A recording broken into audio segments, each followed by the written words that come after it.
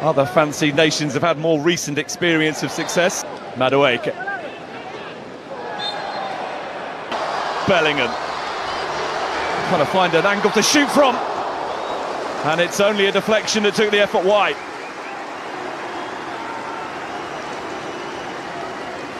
First threat from England, very nearly producing an early goal.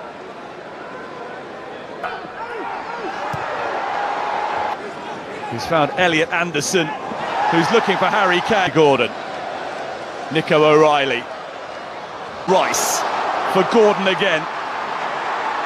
Command, it has been delivered. Noni Madueke for Gordon. And it's off Sakera and behind. Anthony Gordon has already created one goal and this has gone deep in the corner. Kane is there. Okay. Jude Bellingham. Anderson. Noni Madueke. Sakera reacts well. It was bouncing and moving in front of him. Anderson. In from Rice. In from Rice. Flicked on by Kane. Fingertips from Sakera to keep it at one. Harry Kane. Made an uncharacteristic mistake. Gallo with a chance. Declan Rice for England. It was a shot. Threaded it beautifully for Madueke, who is in! And has somehow failed to make it 2-0.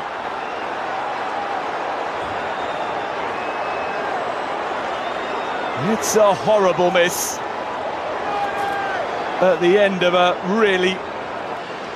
Bellingham is there again. Gordon.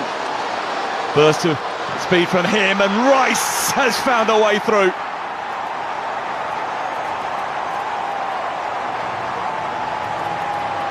Early goal threatened, early England goal delivered.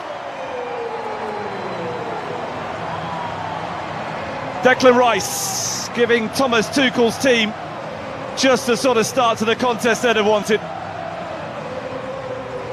And it was all about this burst from Anthony Gordon, away from Johnson. And Declan Rice was the player he spotted in the ideal position to benefit from his industry.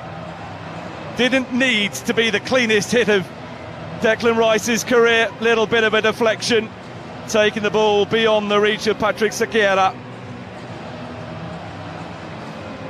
Having missed a sitter in the first half, he very nearly produced something spectacular in the second.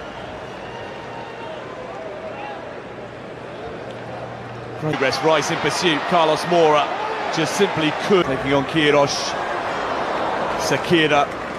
It's James. Jude Bellingham to get on the ball. Here he is again. Far from an unwelcome exercise. Nico O'Reilly, Anthony. Declan Rice. Deep with it. Nico O'Reilly didn't make his Arsenal teammate Noni Madueke. Sent the cross beyond the reach of Anthony Gordon. Rice with the free kick. Kane was the target.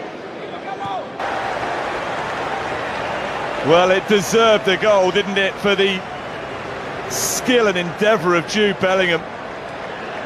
How about this? Dancing through the defence. There's a taking aim. Now, did that strike the elbow? Wide off a Costa Rica player. Poke of the elbow from Daryl Araya. Marcus Rashford has not had much of an opportunity to get involved. Looking to show a ruthless streak. Saka's delivery. Wrestling goes Anthony Gordon for England. Dispatched quite brilliantly. A wonderful penalty to extend England's advantage. And the first job for the substitute goalkeeper is to retrieve the ball having been beaten. Off the elbow of Daryl Araya.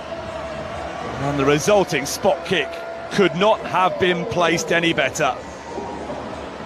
Brilliant from Anthony Gordon. His third England goal. And the scoreline now is a much fairer reflection of just how dominant England have been.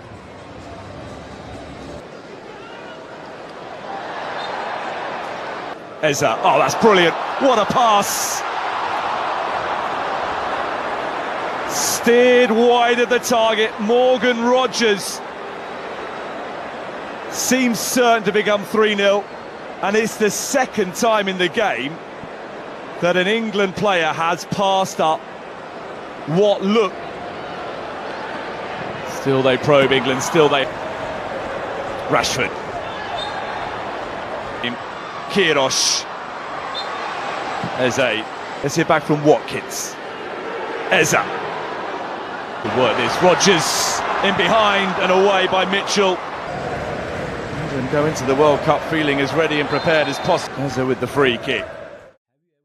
Have you ever seen an entire football world fall in love with one team almost overnight? Just a few weeks ago, Norway entered this World Cup with almost no one believing they could challenge the tournament's biggest giants. Most fans expected them to fight hard, maybe reach the knockout stage, and then quietly disappear. But now, they're standing just one win away from a World Cup semi-final. After eliminating Brazil in one of the biggest upsets of the tournament, Norway has become everyone's favorite underdog. Their reward? A quarter-final showdown against England, a team packed with world-class talent, desperate to end decades of World Cup heartbreak. So the question is, can Norway shock the football world one more time? Or will England finally prove why so many people consider them genuine World Cup contenders? Let's dive into one of the most fascinating quarterfinals of this tournament.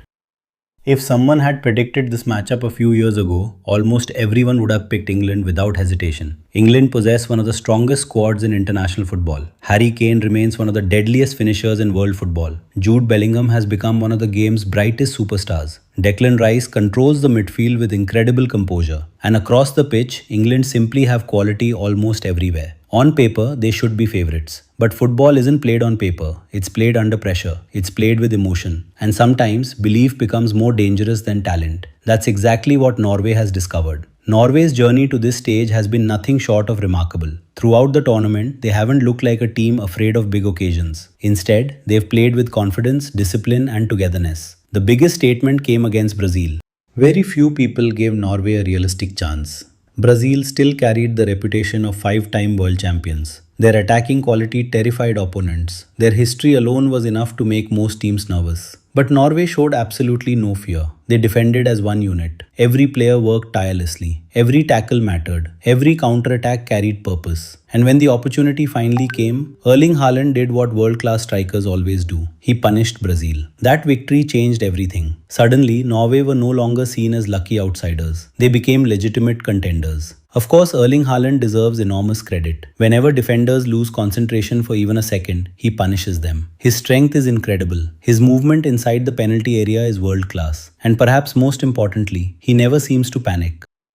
Throughout this World Cup, Haaland has looked relaxed. He's smiling, he's enjoying himself, he's playing with confidence rather than pressure. That version of Haaland might actually be the most dangerous one football has ever seen. But here's what makes Norway different from previous years. They're no longer just Haaland's team. Martin Odegaard controls matches with his passing. Alexander Sørloth gives defenders another physical challenge. The midfield works tirelessly. The defense stays organized. Everyone understands their role. That's why Norway have become so difficult to beat. England, meanwhile, arrive after surviving one of the toughest matches of the tournament. Their clash against Mexico tested absolutely everything. Playing in difficult conditions, battling through relentless pressure, finding a way to survive. It wasn't beautiful, but great tournament teams don't always need beautiful victories.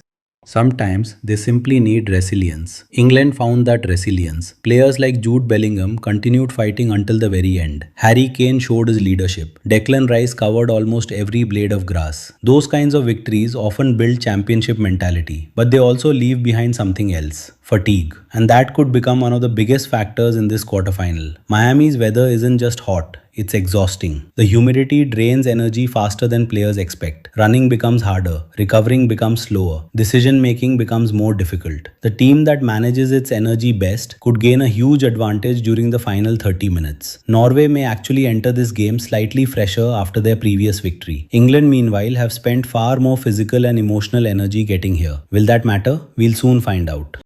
Then there's the psychological battle. England are expected to win. That pressure follows every English team into every major tournament. Anything less than success becomes national disappointment. Norway don't carry that burden. They've already exceeded expectations. Every victory now feels like a bonus. That freedom allows players to express themselves without fear. Sometimes that's exactly what creates giant killings. And that's exactly why this quarterfinal feels impossible to predict. England may have the bigger stars, but Norway have something equally dangerous. Momentum, confidence, belief, and a nation beginning to dream of the impossible. But football has one cruel habit. Just when you think you figured everything out, it surprises you. Because the tactical battle between Gareth Southgate's England and Norway's fearless approach could completely change everything.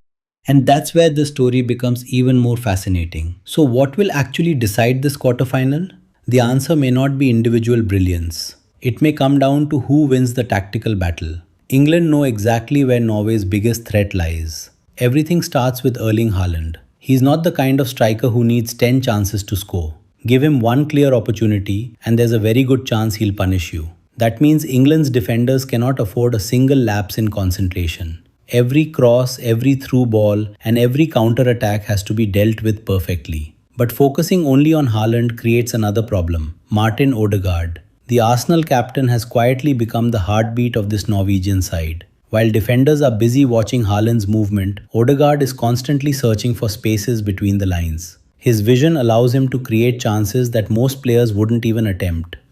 If England press too high, Odegaard can exploit the gaps. If they sit too deep, Haaland becomes even more dangerous inside the penalty area. That's the tactical puzzle England must solve. For Norway, the mission is equally challenging. Stopping England isn't about marking one player, it's about containing an entire attack. Harry Kane remains one of the smartest strikers in football. He doesn't just wait inside the box, he drops into midfield, links play, and creates space for teammates making forward runs. Then there's Jude Bellingham. Perhaps no midfielder in world football influences big matches quite like he does. He can defend, attack, carry the ball through pressure, and score when his team needs him most. Norway's midfield cannot allow him to dictate the tempo. If Bellingham starts controlling the game, England become incredibly difficult to stop. Another factor that could prove decisive is experience. England's squad has played in major finals, European championships, and countless high-pressure knockout matches. Many of these players know exactly what it feels like when millions of supporters expect victory. Norway, on the other hand, are experiencing something completely different. For many of their players, this is the biggest match of their international careers. Sometimes that excitement becomes motivation, sometimes it becomes pressure. How Norway handles those emotions could determine their fate. Then there's the crowd. Although England traditionally attracts massive support wherever they play, Norway has become the tournament's surprise fan favorite. Neutral supporters love underdog stories. After knocking out Brazil, thousands of fans from other nations have started cheering for Norway as well. That emotional support could give the Scandinavians an extra boost whenever momentum begins to shift. As the match enters its final stages, expect the game to become even more unpredictable. The Miami Heat will begin taking its toll.